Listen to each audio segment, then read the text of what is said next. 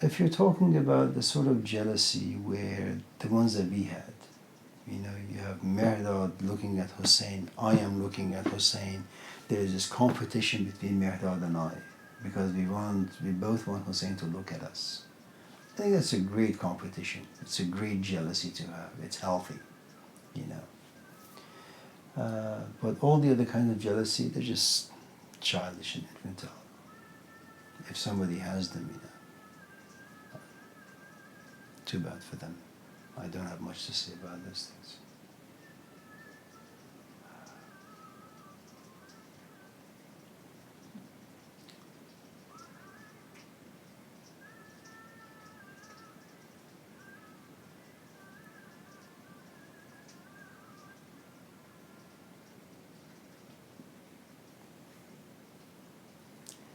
We do this with everything else in our life that we find or we see it as valuable,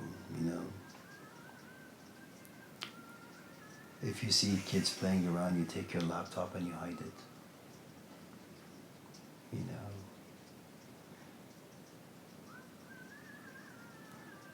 If you have a kid like Yusuf who enjoys toys and is more than willing to waste all of your money on toys, well, instead of putting $100 in your pocket, you just put 50 cents. And I think if you value certain parts of yourself, and it's very difficult. It's difficult because, other parts also need attention. And they're going to fight to get the attention. And sometimes you just slip. And there's nothing wrong with that.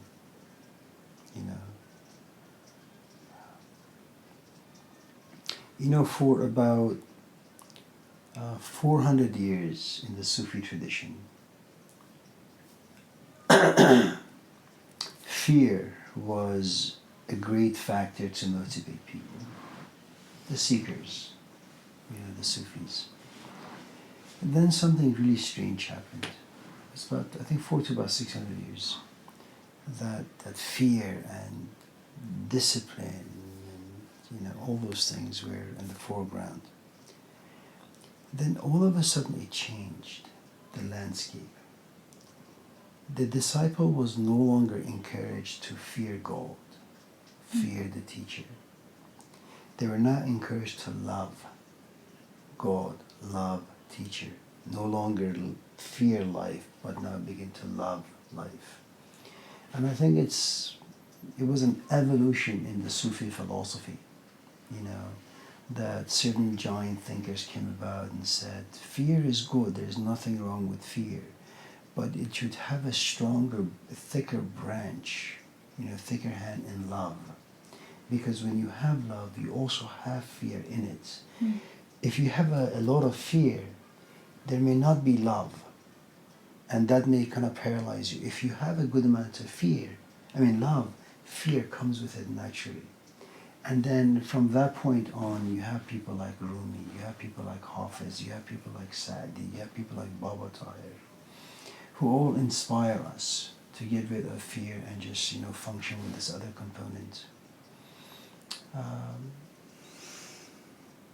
And I think most of, these questions, as you kind of just mature yourself, you'll kind of just figure things out.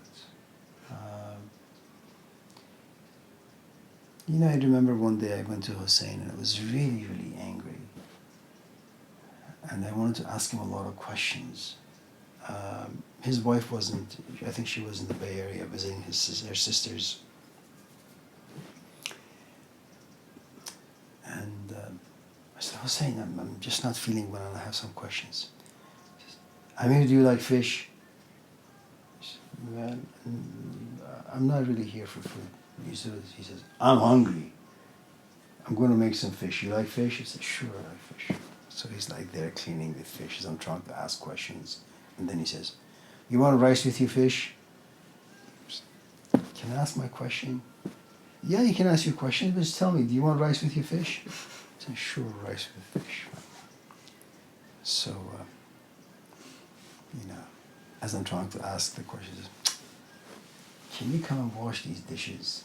This kitchen is a mess. Okay. So, after an hour of trying to get a word in, but not so successful,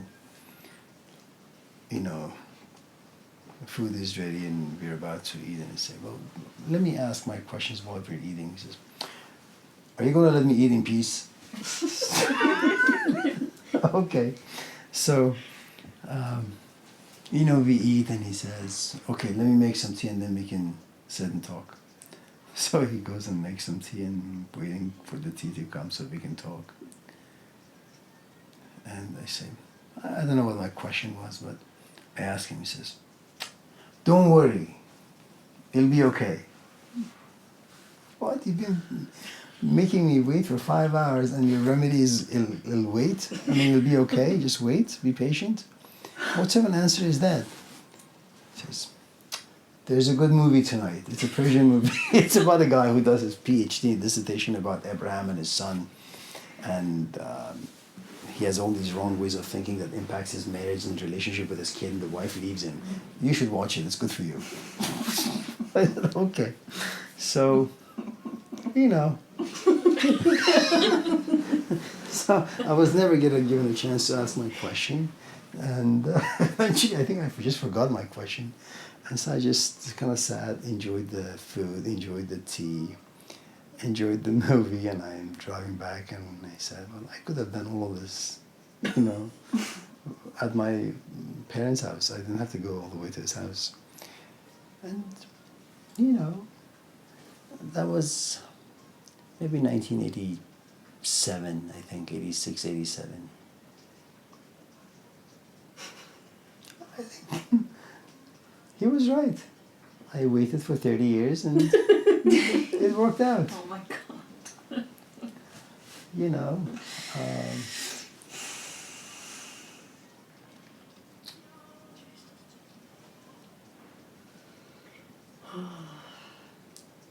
I mean, look,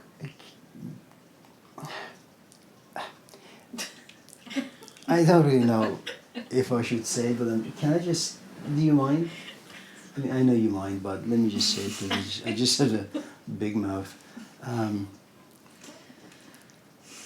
Let's say, your question was about jealousy. Just to kind of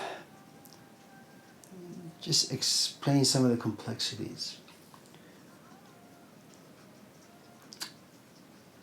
Jealousy at the age of 20 is very, very different than jealousy at the age of 50. It's like night and day,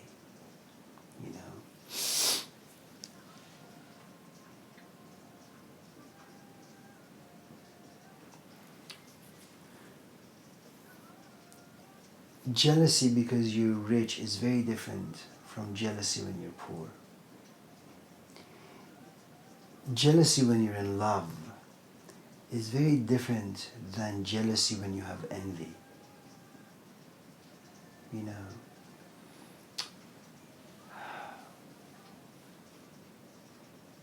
Jealousy because your physical body is suffering is very different than jealousy because of your intellect.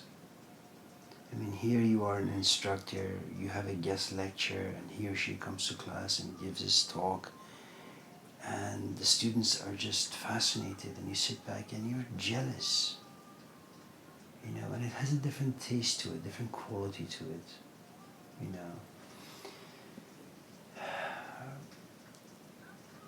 And I think the only thing that can be said of this question is, be patient, it'll be okay. I couldn't understand why he would respond to my intense question in such a manner. All I knew is that he's not going to answer me. He just understood that questions really can't be answered. So I just kind of forgot and went about my life, and here I am 35 years later,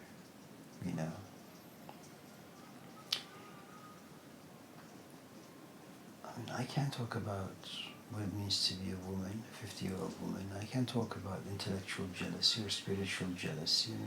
Who the hell am I to be able to talk about any of this stuff?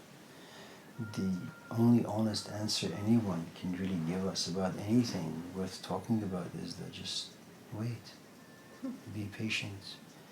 It's an emotion, It comes and then it goes. So fully it'll go away for a long time and then kind of visit back after a few months or a few years, and then eventually get to a place where, jealousy will come to you, stay for a minute, and then will leave. And you'll have a much easier time with it.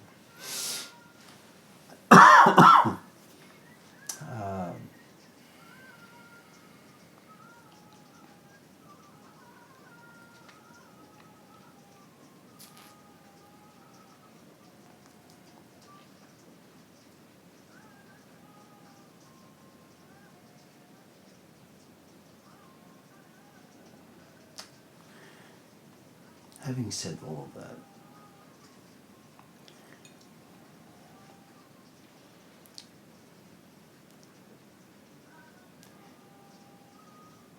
it's painful to want something and not have it. It's painful to have to patiently wait. It's painful to be disappointed, And if you were to ask, well, what does someone do when they can't get what they want, when they can't be patient, when they're in pain? Nothing.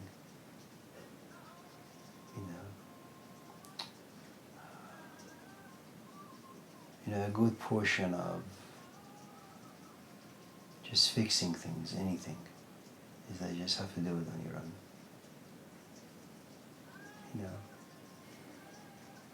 You can do it actively, you can do it passively. Actively is you just have to kind of fight against forgetfulness and sloth and actively work.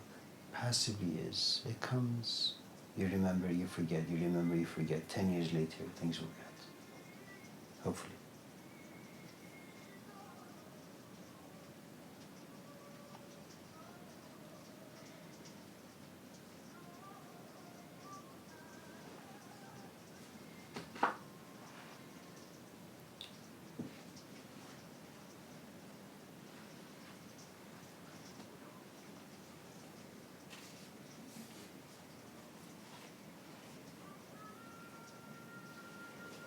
It's good to see you, Luna. Everybody, bye. Bye. See you later.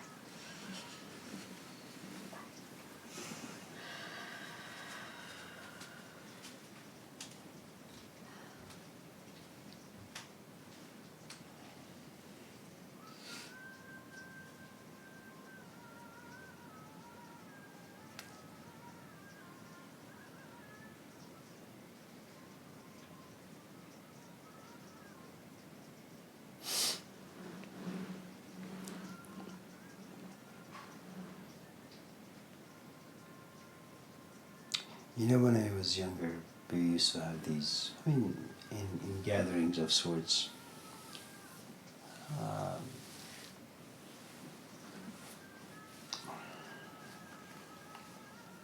sometimes either Mirdad or Hussein would share their dreams.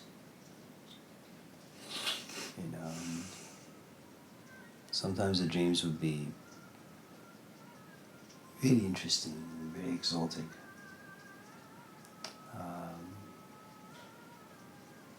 Profound symbols. And you sit back and you become very jealous. Imagine you've been praying, you've been fasting, you've been reading, very focused. There comes a point in your kind of quest where you do all these things because you want to be seen by God.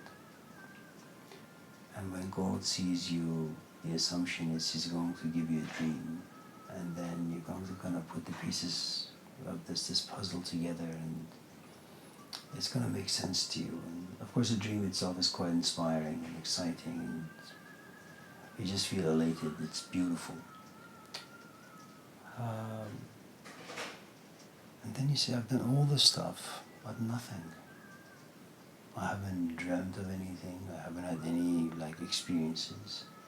I'm just not going to do praying anymore. I'm not going to fast anymore. I'm not going to read anymore. If God wants to do that with Him and not with me, screw that. I'm not doing anything else. And then sometimes people would come. I remember one fellow, he had recently divorced, Persian. He had a daughter, a very nice looking man, very modest in many ways. And he said that he had the same experience that Moses had, you know. That's everything became very dark, and then he saw this bush, and then it was burning, and someone told him to remove his shoes, and he went in there, and he was given his own unique experience, you know, very much according to his capacity of how much he could take. But I think all of us, including Hussein, we were at a place where, at least for me, I think, I couldn't find any jealousy in me, you know. I mean, I didn't really care because I no longer wanted experiences. It wasn't interesting for me.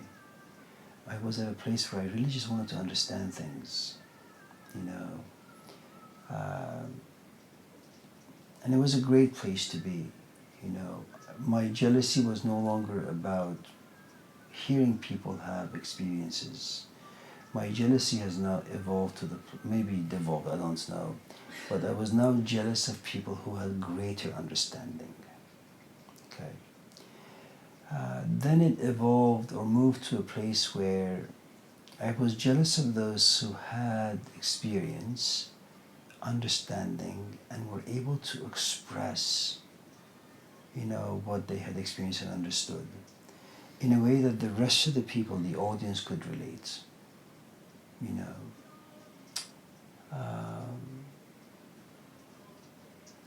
In many ways, I became very jealous of Plato when Hussein gave me the book in Persian.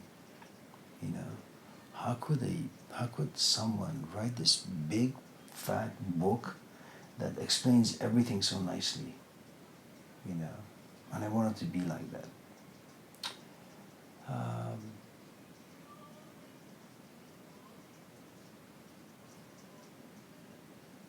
So I think in many ways, having that particular emotion, if you happen to be in the right place in life, it can be very healthy. It's not going to pull you back. You know, it can inspire and encourage you in many ways.